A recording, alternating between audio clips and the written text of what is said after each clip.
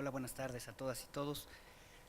Quiero agradecer la oportunidad de estar con ustedes al contador público certificado Juan Manuel Portal, a mi querido amigo Manuel Andrade, que tuvo la distinción de darme un espacio para platicar de estos temas.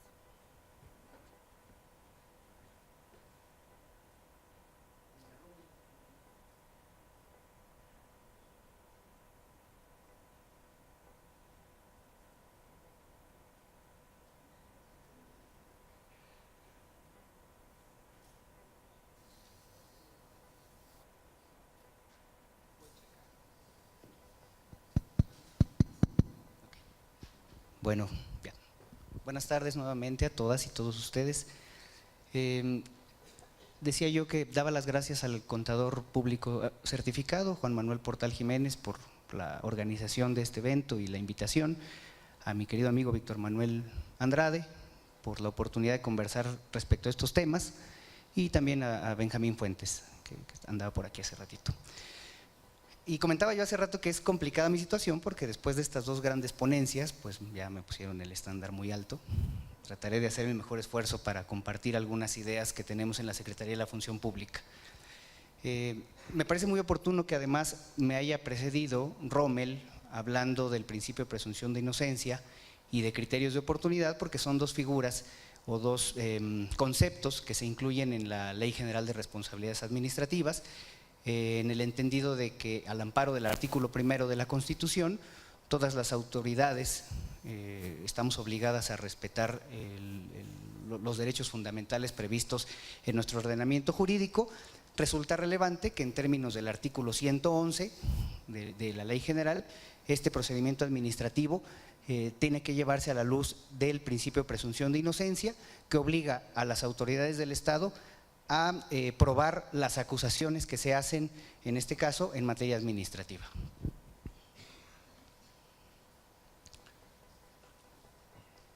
Los temas que abordaremos son las autoridades que intervienen en los procedimientos administrativos, el procedimiento de investigación, el procedimiento de sustanciación relativo a faltas no graves, las faltas graves y las relativas a particulares. También lo correspondiente a las sanciones, a la ejecución de las mismas y los medios de impugnación. Bueno, por cuanto hace a las autoridades competentes, respecto de las autoridades investigadoras, tenemos a la Secretaría de la Función Pública y sus homólogas en las entidades federativas, a los órganos internos de control y a la Auditoría Superior de la Federación y sus homólogas en las mismas entidades federativas. Aunque la ley no lo prevé, debemos incluir también a las unidades de responsabilidades de las empresas productivas del Estado. Permítanme hacer una acotación. Con motivo de la reforma energética, en agosto de 2014 se publican una serie de modificaciones a las leyes, y lo que antes venían siendo los órganos internos de control en Pemex y en CFE, el cambio fundamental es que por virtud de esta reforma energética les son arrebatadas las facultades de auditoría en este contexto de gobierno corporativo, y la facultad de auditoría y de control interno le son asignadas al Consejo de Administración de estas empresas productivas del Estado. Como consecuencia, y para hacer una diferenciación, se entiende entonces que las unidades de responsabilidades son lo que antes eran los órganos internos de control, pero ahora sin esta facultad de auditoría, y nos referiríamos exclusivamente a la correspondiente a Pemex y a la Comisión Federal de Electricidad. Por cuanto hace a la autoridad sustanciadora, en los mismos términos, la Secretaría de la Función Pública, ahí, perdón, quiero hacer una precisión. Cuando hablamos de la Secretaría de la Función Pública, hay que recordar que esta dependencia tiene dos áreas centrales que podrían traducirse, en el caso de la autoridad investigadora, como un área de quejas, y en el caso de la autoridad sustanciadora, que hablamos de la Dirección General de Responsabilidades Administrativas y Situación Patrimonial, que tendría este carácter de área de responsabilidades. Los órganos internos de control, la Auditoría Superior de la Federación y sus homólogos, así como, insisto, las unidades de responsabilidades de las empresas productivas del Estado. En lo relativo a la autoridad resolutora, por cuanto hace a las faltas no graves, ya muy conocido por ustedes, la Secretaría de la Función Pública sus homólogas en las entidades y los órganos internos de control. Por cuanto hace las faltas graves, la autoridad resolutora, hacía yo referencia aquí al Tribunal Federal de Justicia Administrativa o los tribunales de los estados, ¿sí? Habría que preguntarnos en este nuevo contexto de aplicación, implementación y consolidación del Sistema Nacional Anticorrupción, qué habilidades o conocimientos debieran de tener los servidores públicos que desempeñen sus actividades en las áreas de investigación. Es fundamental, desde mi punto de vista, creo que el perfil más exigente ahora con nuevas facultades previstas en la ley lo va a tener el área de quejas. Y no minimizo el trabajo de las áreas de responsabilidades, pero como veremos ahora, hay nuevas figuras, nuevos conceptos y nuevos procedimientos que se incorporan y respecto de los cuales estas áreas de investigación deberán contar con nuevas habilidades o conocimientos. Para mí es muy importante que estas áreas de quejas siempre se pregunten: ¿qué busco? ¿Cómo lo busco? ¿Para qué lo busco? ¿Y dónde lo busco? Yo me permití hacer un listado de cosas que me parece que debieran tener como mínimas habilidades estos servidores públicos adscritos a las áreas de quejas. En el entendido de que el área de quejas es el área investigadora y va a tener la responsabilidad de acreditar los tipos administrativos o las conductas previstas en la ley, pues debiera tener, en respuesta a las preguntas antes mencionadas, pues pleno conocimiento de la institución, qué hace la institución en la que estoy, cuál es su objeto, cuál es su estructura, cuál es la interrelación que tiene con otras áreas para saber qué pedir, dónde pedir y cómo pedir, con la finalidad de acreditar las eventuales conductas. Y en materia de conocimientos jurídicos, pues desde luego tendrá que conocer medianamente la Ley Orgánica de la Administración Pública, la Ley de Entidades Paraestatales, la Ley Federal de Procedimiento Administrativo, porque como ya lo mencionaba el licenciado Víctor, se prevé la posibilidad de realizar visitas de verificación, ¿sí? Y esto es fundamental porque estas visitas de verificación tendrán que llevarse al amparo de la Ley Federal de Procedimiento Administrativo, bajo la teoría de este acto. Es muy importante que estas áreas sean muy cuidadosas en todas y cada una de las diligencias que deben ir acompañadas de un acto jurídico de esta naturaleza, incluso, por ejemplo, la presentación y la identificación que deben demostrar al iniciar la diligencia. Por eso, debieran tener conocimiento mínimo de la Ley Federal de Procedimiento Administrativo. Desde luego, el manual de organización y de procedimientos de cada institución, al margen de que, como todos sabemos, muchas de las obligaciones que eventualmente se imputan a los servidores públicos en manuales, que por no estar publicados en el Diario Oficial de la Federación, se vienen abajo las resoluciones al no ser exigibles para los servidores públicos. Pero nuestra responsabilidad es que tengan conocimiento de estas obligaciones previstas en este tipo de manuales.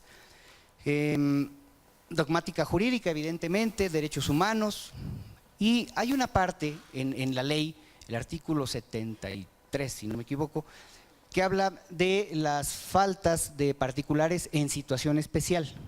Y como recordarán, habla de aquellas conductas que pudieran cometer los particulares en los procesos electorales, los candidatos o el personal de los equipos de transición o de los equipos de campaña.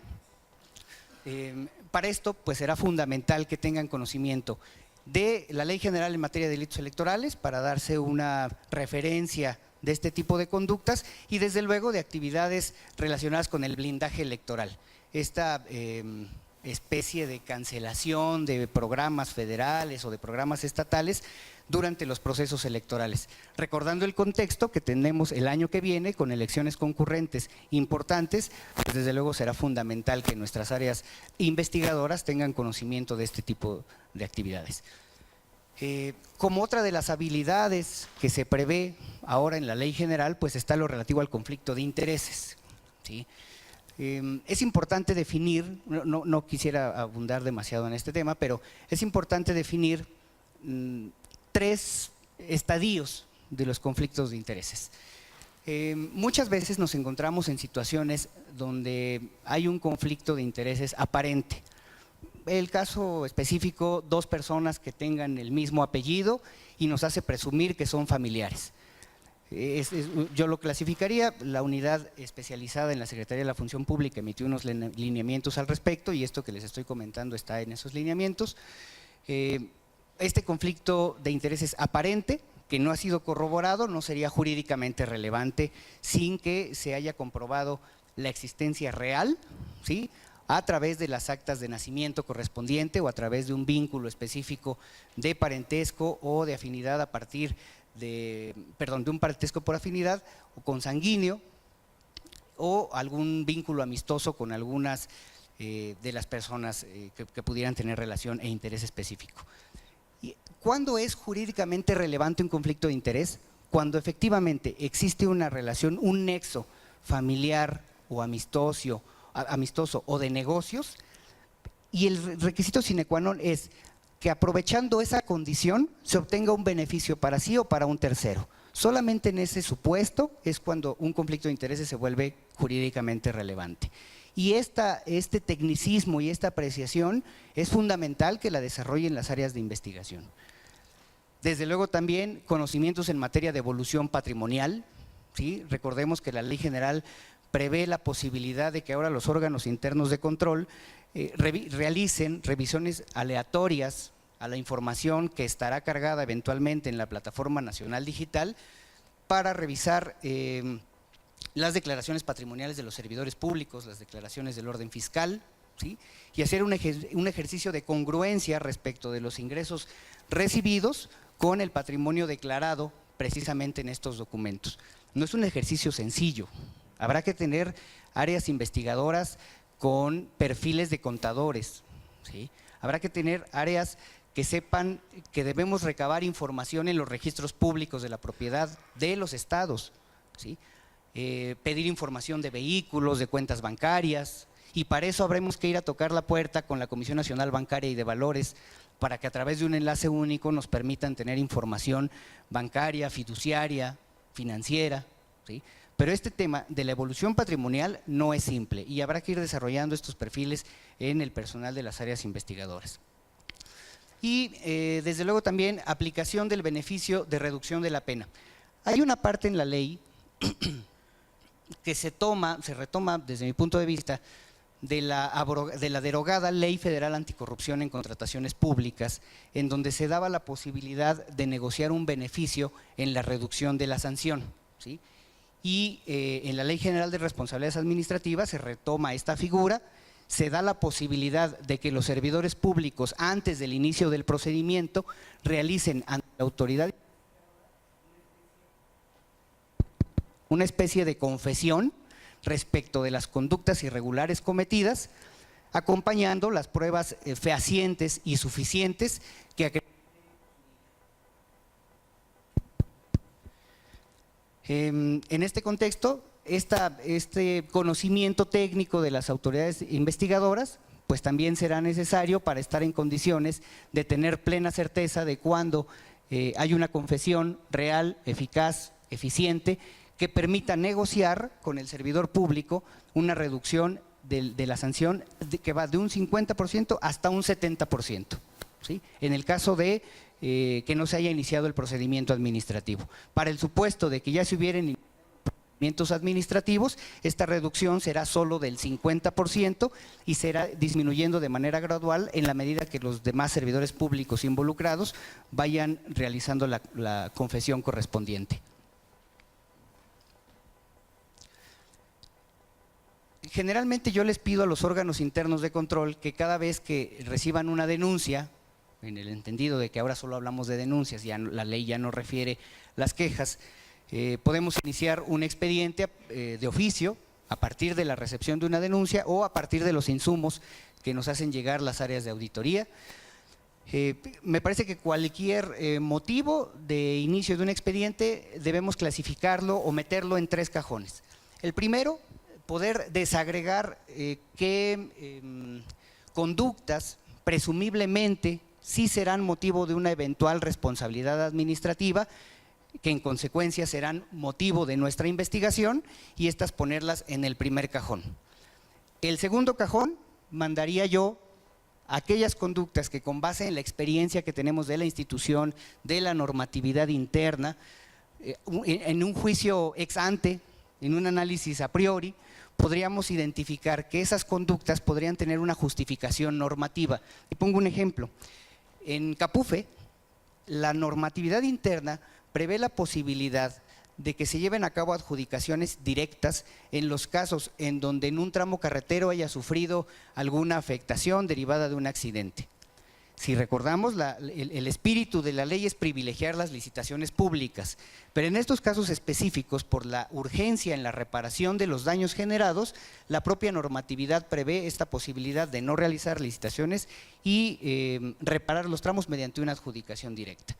Hemos tenido muchos casos donde se hacen este tipo de denuncias y desde luego con el conocimiento de la normatividad interna sabemos que eso al final no va a ser una irregularidad administrativa. ¿Por qué es importante meterlos en esta identificación de conductas que pueden tener una justificación? Porque eso nos va a permitir no distraernos en conductas que eventualmente no constituirán una responsabilidad administrativa y enfocarlos en aquellos que metimos en el primer cajón, donde sí tendremos que hacer una investigación exhaustiva, un análisis dogmático para la acreditación de cada uno de los elementos de la conducta y no distraer esfuerzos. El tercer cajón yo lo llenaría con acciones que ameriten una conducta o, perdón la redundancia, alguna acción posterior por parte de la autoridad, concretamente vistas al Ministerio Público. Recordemos que en términos del segundo párrafo del artículo 222 del Código Nacional de Procedimientos Penales, todos los servidores públicos que en ejercicio de sus funciones conozcan de la posible comisión de un hecho delictivo tendrán que dar vista al Ministerio Público. Si las conductas, que como ya lo mencionaba también en su presentación el licenciado Víctor, tienen mucha relación con tipos penales, el cohecho, por ejemplo, tenemos que identificar el enunciamiento de este tipo de conductas que a la postre nos merecerán una acción posterior. Les decía yo específicamente, vistas al Ministerio Público para no perdernos. Tenemos que ser nosotros, como primer contacto, las áreas de investigación, quienes le proporcionen toda la información necesaria a las áreas investigadoras y eventualmente las resolutoras para que en las resoluciones que se emitan sean exhaustivas y no dejemos de lado ninguno de los elementos que hayan generado el inicio del expediente. Una de las consecuencias positivas que tiene un análisis exhaustivo de los motivos que originan el inicio de una investigación, pues es identificar la fecha de prescripción. Esto es fundamental porque eso nos va a permitir tener un cronograma de investigación con el objeto de identificar los riesgos de una prescripción próxima. A partir de la identificación de la prescripción podemos generar un plan de investigación y un plan de diligencias. Determinar las líneas de investigación. Generalmente yo también les pido que hagamos un mapa a partir de esto que identificamos en el primer momento de los 3 cajones a los que hacía referencia hace rato, para ver cuáles van a ser, con relación a este primer cajón de las eventuales responsabilidades, cuáles son las conductas que efectivamente van a ser motivo de nuestra investigación, con el objeto de no ser omisos en el pronunciamiento de cada una de estas conductas. Por otra parte, ¿qué conocimientos creo yo que debieran tener, conocimientos o habilidades debieran tener los servidores públicos de las áreas substanciadoras? Pues desde luego, teoría general del proceso, con todo lo que ello conllevaría, ¿no? Saber elaborar resoluciones, al menos un esquema básico de resoluciones donde hablemos de resultandos, considerandos y resolutivos, saber que hay condiciones o presupuestos básicos que son de análisis prioritario, como las causales de improcedencia o sobreseimiento, desde luego conocimientos en materia de derechos humanos, formalidades procedimentales, y aquí yo ponía como referencia declaraciones de familiares y profesionales. Por ahí del 140 habla de la posibilidad de declarar a familiares o a servidores públicos que estén obligados a guardar el secreto profesional. Y la referencia específica de la ley es que no podemos obligar a declarar a estas personas. Yo recuerdo perfectamente que el contenido de este artículo estaba en su momento previsto en el Código Federal de Procedimientos Penales. no es que no se pueda declarar a familiares o a servidores públicos que deban guardar el secreto profesional, sí se puede, solamente que antes de declararlos, las autoridades están obligadas a hacerles del conocimiento el contenido de este artículo, para que ellos sepan que es potestativo rendir su declaración o no, en el entendido que sus manifestaciones serán en contra de alguien con quien tienen un nexo familiar o profesional, ¿sí? Por eso lo ponía yo aquí, son temas que me parecen fundamentales, no es que esté prohibido, solamente habría que hacerlo en la declaración del conocimiento de estas personas. Si a partir del conocimiento que les hacemos ellos se rehúsan a hacer las manifestaciones correspondientes, bueno, pues ya no estaríamos en condiciones de recabar su declaración. Pero si los declaramos y no les hacemos del conocimiento, la diligencia será nula. Criterios de oportunidad, que también refería Rommel, no los menciona como tal la ley con este nombre así de criterios de oportunidad, pero en eso se traducen. Criterios de oportunidad tanto para la autoridad sustanciadora como para la autoridad resolutora. ¿En qué consiste? En la abstención por parte de la autoridad sustanciadora, en la abstención para iniciar procedimiento administrativo y en el caso de la resolutora, la abstención de sancionar al servidor público. ¿Cuándo se dan estos criterios de oportunidad? Cuando no haya daño patrimonial y cuando haya un cumplimiento espontáneo por parte del servidor público de la obligación que se le imputa. ¿De qué hablamos? Del anterior 17 bis que se preveía en la Ley Federal de Responsabilidades Administrativas de los Servidores Públicos. Y desde luego, bueno, pues argumentación jurídica para el desarrollo de sus resoluciones.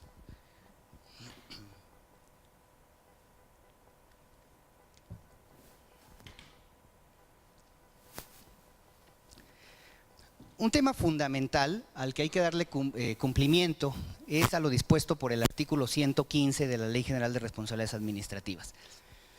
La Secretaría de la Función Pública coordina a 211 órganos internos de control y 2 unidades de responsabilidades a las que ya hice referencia.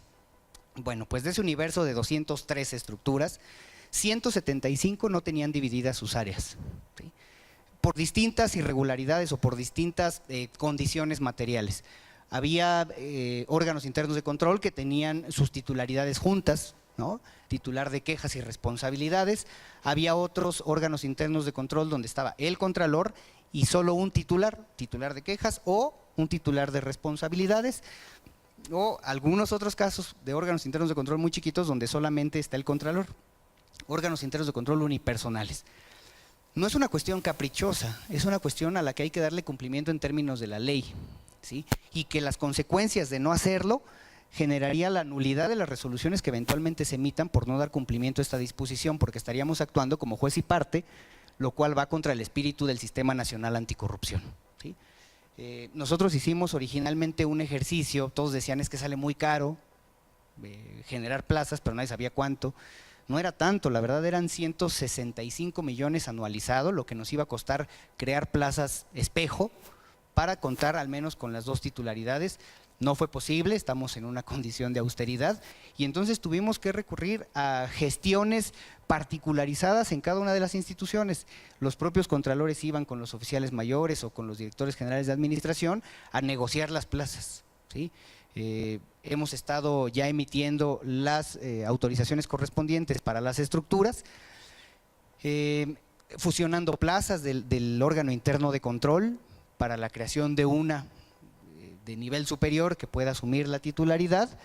Esto traerá como consecuencia también la emisión de nuevos nombramientos. No podemos seguir actuando con los nombramientos anteriores. A partir de la actualización de las estructuras, pues tendrán que emitirse estas nuevas designaciones por parte de la Secretaría de la Función Pública. Estamos ya bastante avanzados.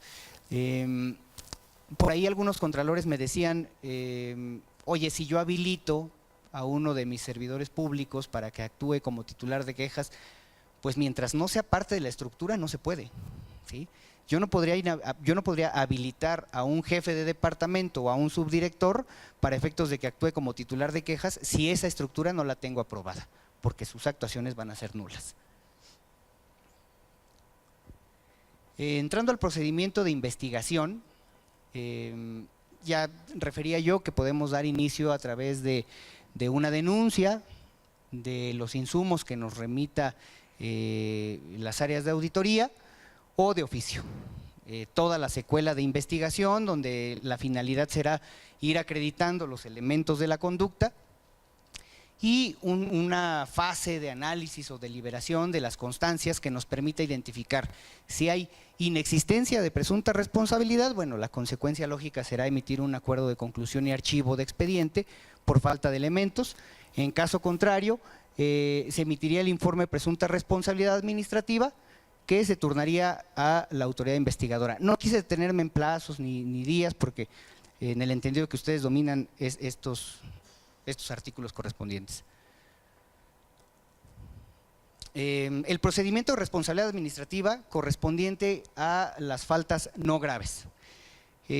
Iniciamos con la recepción del informe de presunta responsabilidad administrativa, una análisis o deliberación básica, donde yo pondría como prioridad analizar 3 cosas de inicio.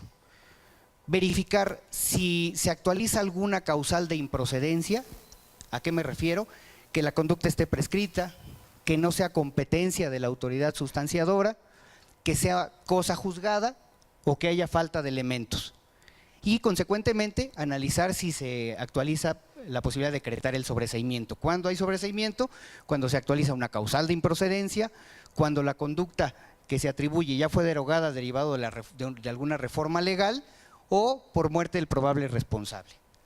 En este estadio de análisis yo incluiría lo que ya mencionaba de los criterios de oportunidad. Es en este momento cuando la autoridad sustanciadora tiene la primera oportunidad de abstenerse del inicio del procedimiento administrativo, siempre que no haya daño, que sea una cuestión debatible u opinable y que haya cumplimiento espontáneo por parte del servidor público de aquella responsabilidad que se le está atribuyendo. Si derivado del análisis la autoridad sustanciadora estima que los hechos plasmados, el informe no es claro, bueno, pues puede prevenir a la autoridad investigadora o solicitar una aclaración al respecto, para la cual devolverá el expediente para que haga las modificaciones correspondientes. En caso de que el expediente esté debidamente integrado y no se actualice alguna de las cuestiones previamente señaladas, se admite el expediente a trámite, se ordena el emplazamiento y aquí viene otro tema importante. Se le da la oportunidad o se le informa al servidor público que tiene la posibilidad de nombrar una defensa privada o pública. El problema es que para efectos de la Secretaría de la Función Pública no tenemos defensores de oficio, ¿sí? Nosotros nos acercamos en su momento al Instituto de la Judicatura Federal para tratar de resolver este problema y la respuesta fue negativa. Nos dijeron, no tengo gente, no tengo capacidades y es más, casi ni siquiera tienen los conocimientos necesarios para llevar a cabo una adecuada defensa. Entonces, pero es un tema importante porque es justamente el momento procedimental en el que al momento de emplazarlo se le debe hacer conocimiento que tiene posibilidades de nombrar un defensor de oficio.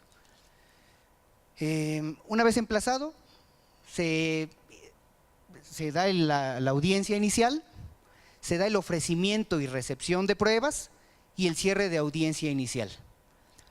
Posterior al cierre, se admiten los medios de convicción, se preparan y se desahogan los que hayan sido eventualmente admitidos. Posteriormente, la fase de alegatos y el cierre de instrucción con la resolución correspondiente. Aquí hay que tener cuidado con un tema, la caducidad.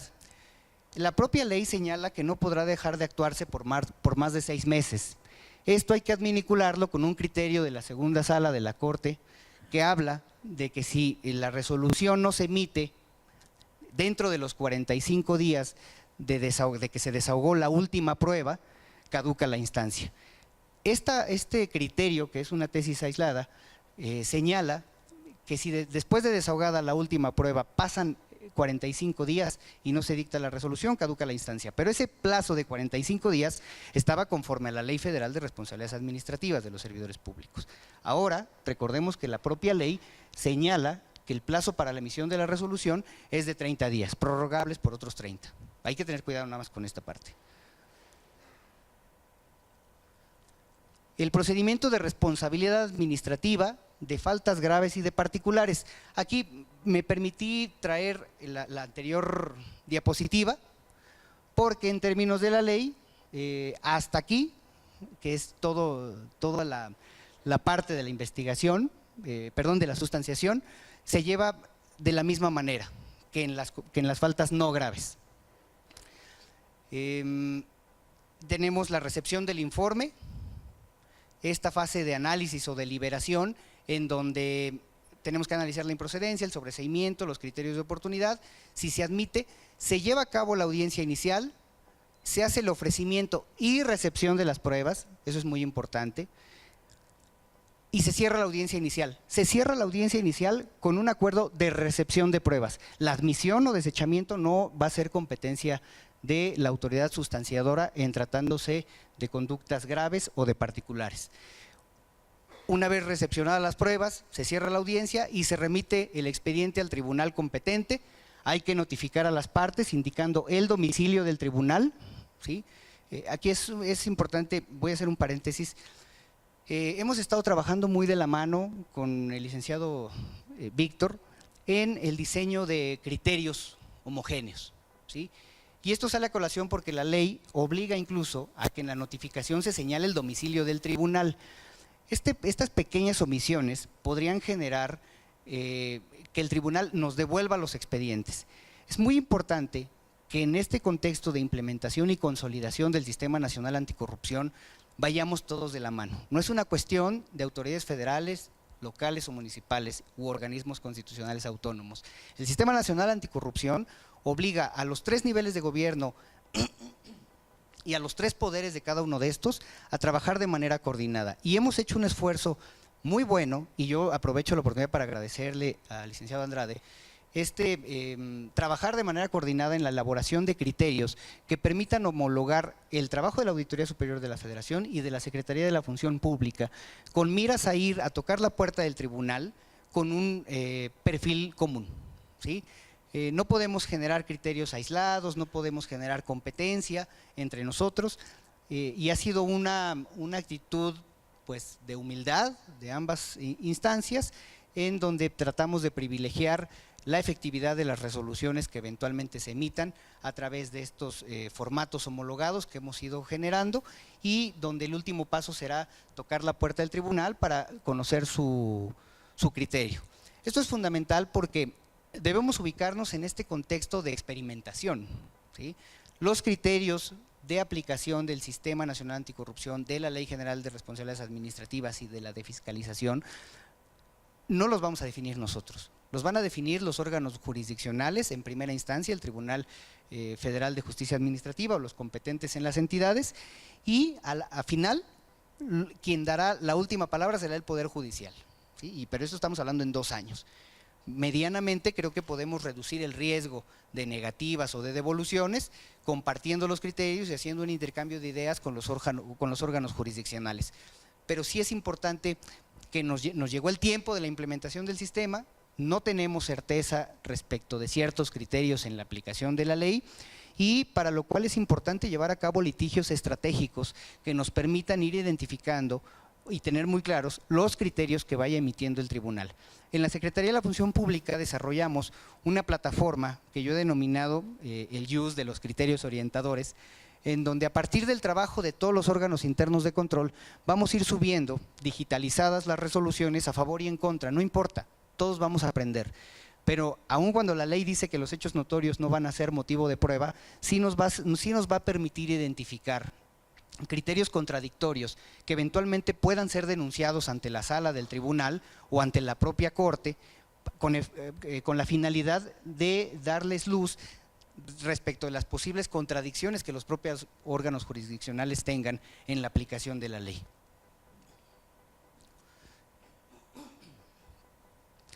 Esta es la parte que cambia respecto del procedimiento que ya comentábamos. Se recibe el expediente con audiencia celebrada y acuerdo de recepción de pruebas únicamente. Hay una fase de análisis. Si la conducta no es grave, ¿sí? Si la autoridad que va a sustanciar determina que la conducta no es grave, pues la devuelve para su continuación, para la continuación del procedimiento. Si es una falta grave diversa, devuelve a la sustanciadora para reclasificar. Perdón, aquí estamos hablando del tribunal. El tribunal recibe el expediente con la audiencia celebrada y la recepción de pruebas. Si la conducta no es grave, devuelve a la sustanciadora para continuar con el procedimiento, o si es una falta grave diversa, lo devuelve para que se haga una reclasificación de esta conducta. En el caso de que lo admita, bueno, pues lleva a cabo la notificación correspondiente, se hace el pronunciamiento respecto de la admisión o desechamiento de las pruebas, la preparación y el desahogo de las mismas. Desahogadas las pruebas, si no hay pruebas para mejor proveer, que son facultad de las autoridades resolutoras, pues se abre el periodo de alegatos, se cierra la instrucción, que es como un último llamado para el caso de que haya pruebas supervenientes, y se cita a las partes para oír la resolución. Aquí el tribunal emitirá su sentencia.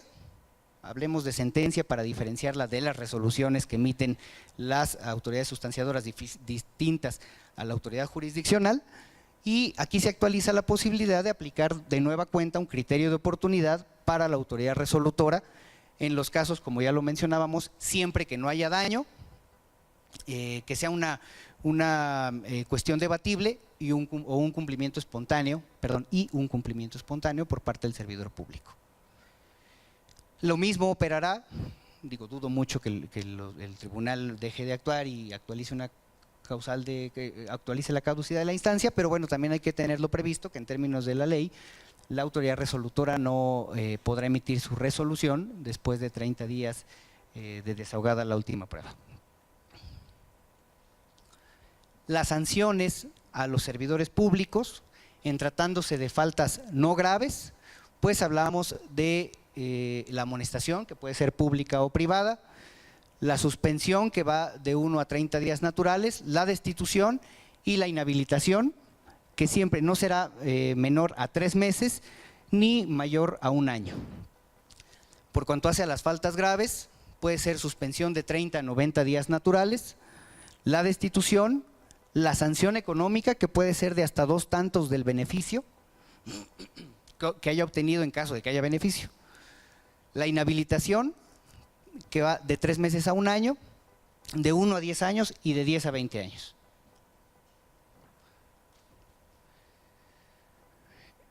Las sanciones de particulares, por cuanto hace a personas físicas, habla de sanción económica, que puede ser, si hay beneficio, de hasta 2 tantos, si no hay beneficio, de 100 a 150,000 unidades de medida y actualización, en el sentido de que ya no hablamos de salarios mínimos.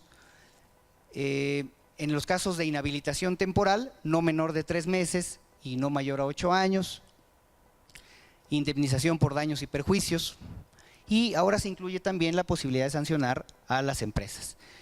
Por cuanto hace este rubro, la sanción económica, en los casos de que haya beneficio, podrá ser de hasta 2 tantos del beneficio obtenido. Si no hay beneficio, de 1,000 a 1,500,000 veces la unidad de medida y actualización. Puede haber inhabilitación temporal, no menor de 3 meses y no mayor a 10 años. Suspensión de actividades, no menos de 3 meses, no más de 3 años. La disolución de la sociedad y la indemnización por daños y perjuicios.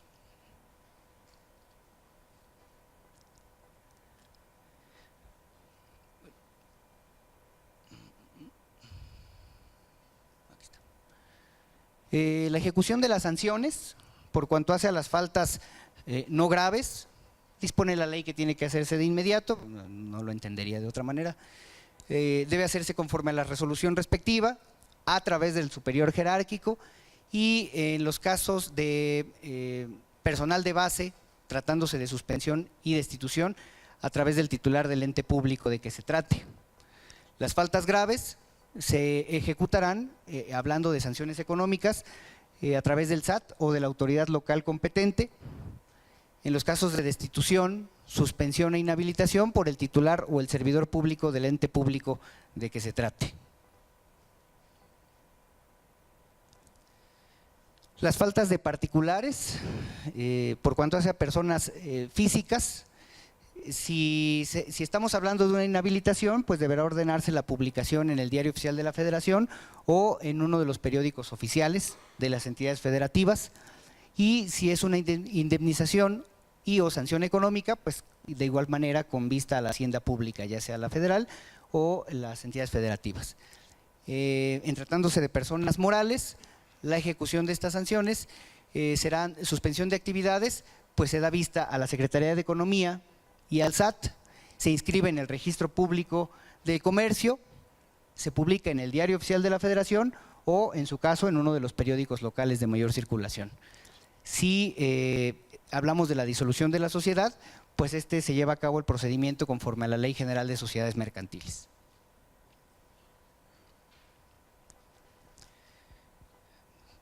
Hablamos también de medios de impugnación. La ley reconoce 5. La revocación, que es procedente contra resoluciones de conductas no graves. La reclamación, que tiene que ver con todas las cuestiones del informe de presunta responsabilidad administrativa, la admisión, el desechamiento del informe, la aclaración.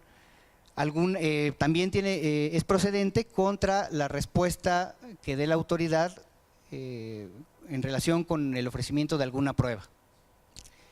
Lo relativo al sobreseimiento, si procede o no, y la intervención del tercero interesado. La apelación es procedente contra resoluciones de los tribunales.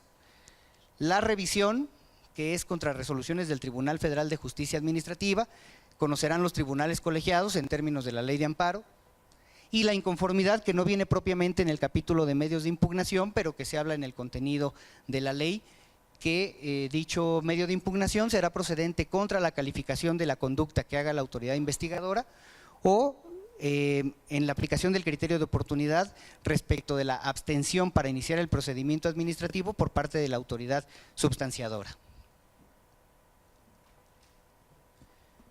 Algunos temas que quiero comentarles es, seguramente tienen muy claro, esta revisión aleatoria a la que yo les hacía referencia, de la información con la que deberá nutrirse la Plataforma Nacional Digital, que, valga decirlo, no está funcionando, dudo mucho que empiece a funcionar en los próximos meses, pero nos impone una obligación a los órganos internos de control, propiamente, de revisar el contenido de las bases de datos que estén cargadas en la Plataforma Nacional Digital. Esto es importante porque ya nos surge la obligación, pero materialmente estamos imposibilitados para dar cumplimiento a ello, ¿sí? En primera, la plataforma no está funcionando. La Comisión Nacional Bancaria y de Valores, la Secretaría de la Función Pública, tiene que abrir el acceso a las bases de datos correspondientes a los entes locales en el ámbito de sus competencias, para poder tener acceso a esta información, hacer las revisiones aleatorias y, en términos de lo que dispone la ley, si se detecta alguna incongruencia, pues iniciar los procedimientos administrativos correspondientes. Ya les decía yo, el tema de la designación de los defensores de oficio. Nosotros estamos trabajando en la Secretaría en 2 vías. Nunca se previó en el cabildeo de esta ley que a nivel federal la Secretaría no cuenta con una instancia de defensoría pública, y entonces tenemos que trabajar en el diseño de esta área, que a partir del ejercicio 2018 actúe de manera formal, con presupuesto y con estructura previamente asignada, pero también tenemos que atender los casos emergentes, porque si el día de mañana el órgano interno de control cita una audiencia y el servidor público, con un gran despacho, sabedor de que no contamos con esta instancia, lo asesora y le dice no me nombres a mí, pide que te nombren un defensor público, pues yo no estoy en posibilidades de hacerlo, ¿sí? Diseñamos un esquema de contratación rápida, eventual, de aproximadamente 70 servidores públicos, con la revisión previa de los perfiles que debiera tener cada uno de estos expertos en la materia, para dar atención emergente en lo que resta del año. Pero sí es importante llevar una calendarización que además nos permita tener cierta objetividad en la designación de estos defensores públicos, con miras a no ser impugnada una designación. Si siempre mandamos al que pierde los asuntos, pues probablemente podamos tener ahí una impugnación. Evaluaciones permanentes de conocimientos, una especie de certificación para estos defensores públicos que garantice su imparcialidad y objetividad. Ya les mencionaba el tema de separación de áreas. La ley nos obliga a que la autoridad investigadora y la substanciadora no recaigan en la misma persona. Esto es fundamental, no podrían emitirse 2 actos jurídicos o 2 actos de autoridad suscritos por la misma persona. Es primordial darle cumplimiento a la separación de las áreas. Una contradicción que prevé la ley es el plazo para la interrupción de la prescripción. Por una parte, el artículo 74 en relación con el artículo 100 señala que es cuando se clasifica la conducta por el área investigadora. En contraposición a ello, el artículo 74 con relación al 113 dice que es cuando se admite el informe de presunta responsabilidad administrativa. Puede haber una diferencia pequeña, pero es una diferencia de 2 o 3 días que nos puede generar un conflicto. Y entonces diríamos, por una parte está el derecho del denunciante de poder tener un poquito más de tiempo para que la autoridad pueda integrar debidamente el expediente. Por otro está el derecho del servidor público de acotar la actuación de la autoridad. Me parece, no quiero confundir con esto, pero me parece que aquí habría que hacer incluso un test de proporcionalidad en donde se colisionen 2 derechos, por una parte el del denunciante, por otra parte el del servidor público, para ver cuál criterio debiera prevalecer. Desde mi punto de vista debiera prevalecer el del denunciante porque trae aparejado de manera intrínseca el interés común, como una conducta que le es reprochable al servidor público. Finalmente, quisiera referirme a la aplicación de la ley. Comentábamos ahorita con el licenciado Víctor, al interior de la Secretaría, se los comparto con confianza, me parece que hay 2 corrientes en la definición de la aplicación de la ley. Por una parte, aquellos que sostienen que en hechos previos a la entrada en vigor de la Ley General de Responsabilidades Administrativas, si entendemos a la fase de auditoría y a la de investigación como parte de un gran macroproceso que ya fue iniciado a la luz de la Ley Federal de Responsabilidades Administrativas, pues en términos del tercero transitorio debiera concluirse al amparo de la Ley Federal de Responsabilidades Administrativas. El otro criterio es que por cuanto hace a la parte sustantiva, que es, me refiero a la conducta específica, debemos estar a lo previsto en la Ley Federal de Responsabilidades Administrativas, y que por cuanto hace a la parte adjetiva, procedimental, que se aplica al momento de que se lleva a cabo el acto procedimental de que se trata, se debe de aplicar la Ley General de Responsabilidades Administrativas. Justamente por eso es importante tener un frente común entre la Auditoría Superior de la Federación, la Secretaría de la Función Pública y desde luego los órganos estatales. La verdad no la vamos a tener nosotros. Puede haber argumentos jurídicos sólidos para defender una u otra posición, pero al final vamos a ir definiendo los asuntos a partir del criterio que tengan los órganos jurisdiccionales. Y decía yo, en primera instancia lo será el Tribunal Federal, para nosotros el Tribunal Federal de Justicia Administrativa, pero incluso ese criterio va a poder ser modificado con la Corte, con los órganos, con los tribunales colegiados de circuito. Tenemos que intentar minimizar el riesgo de devoluciones y de fracasos en estos asuntos a partir de conocer el criterio del órgano jurisdiccional. Pero sí será importante que identifiquen ustedes estos criterios. Yo creo que ni ustedes ni nosotros tendríamos inconveniente que en cuando tengamos un criterio definido por parte del órgano jurisdiccional se pueda hacer del conocimiento de todos ustedes, porque va a resultar orientador para la resolución de estos asuntos. ¿Sí? Si algún comentario que tengan, yo les agradecería que me lo manden por correo. ¿Sí?